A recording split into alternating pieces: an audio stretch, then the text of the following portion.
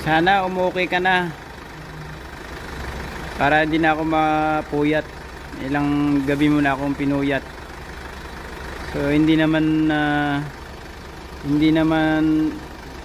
kailangan pagpuyatan, pero kumbaga hindi naman sinabing kailangan mo matapos yan, ganon. So hindi naman minamadali.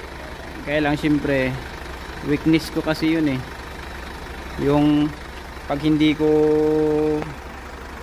hanggat hindi ko nagagawa or nasusolve yung problema niya, hindi ko sinusukuan. Yan yung weakness ko. Ayan pangalawang gabi na ngayon na puyat na ako sa iyo. Kailangan umukoy ka na. So yan, ang ganda ng andar oh. Pino. May nagawa na ako ganito eh. Hindi smooth yung rough idle siya.